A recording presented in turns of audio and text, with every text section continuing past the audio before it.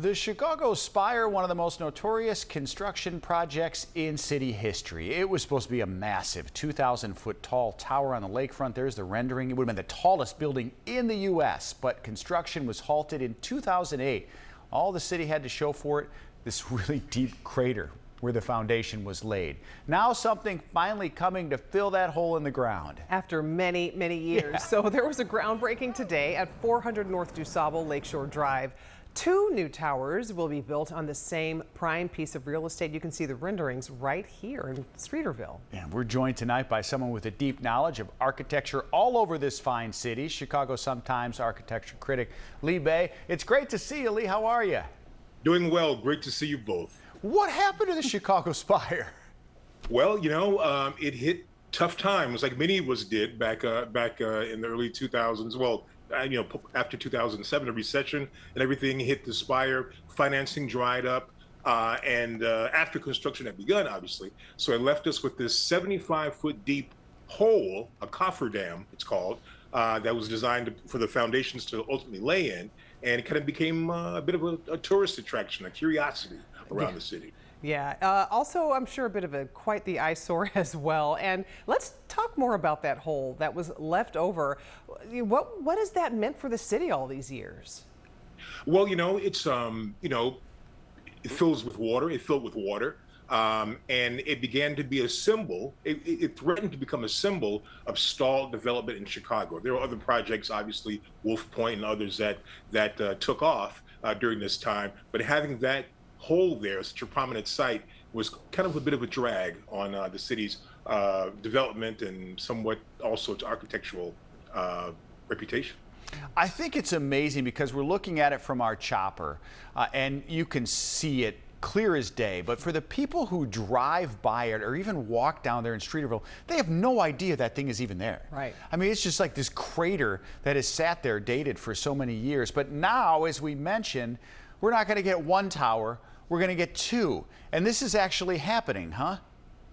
Exactly. Well, at least the first tower we know for sure, because obviously construction is starting. So they're going to keep the hole and put the foundations for the tower in the hole for the first tower. So the northernmost tower, the one that'll be in the hole, I hate to keep saying that, will be 72 stories. And then if the economy stays correct, then a second tower to the south will be built. That's the shorter tower that you see there on the left. Wow. Okay, so architecture critic. So let's get your opinion as to what you think of this design. Well, it's kind of interesting. I mean, it isn't quite the kind of blazing design that the Spire would have been. But most importantly, though, this is a design that can be built and financed, which is key. I like the way it steps back. It's a residential tower, by the way, 2 residential towers that'll be predominantly rental. I like the way it steps back. If you get a chance to see the sides of the building, they kind of are jogged in a way so that they look past each other. If you're in the apartments, they don't block each other's view. If you're looking south from the north and north from the south, and it meets the ground in the back. There's a street in the back where you can drop off and do all those things, and it meets the ground, and there'll be a connection there that would lead you under Lakeshore Drive and bring you to DuSable Park, which is planned. That's sort of the bushes that you see in front are planned to be built out as a full park. Oh, that's awesome. So seeing it from that, I want to see from the other angle too, Right. like from the east looking back toward it. So maybe there's only one, because you said financing wise, we got to get the second tower built down the road. I'm curious though what you thought of the original Spire. I don't think a lot of people liked it. I liked it. I mean, it was just the kind of thing, when it came along where, Chicago was sort of licking its wounds. Are we still building great architecture? And then you have this tall, swaggering, winding building there on the site, designed by Santiago Calatrava, one of the world's foremost architects and engineers, and certainly would have put that spot on the map. But again, financing, like a lot of things, the financing fell through, and we were left with what we were left with. But this would have been interesting. Now, looking at it now, as you ask me this question, as we look at it now, I think it looks kind of dated.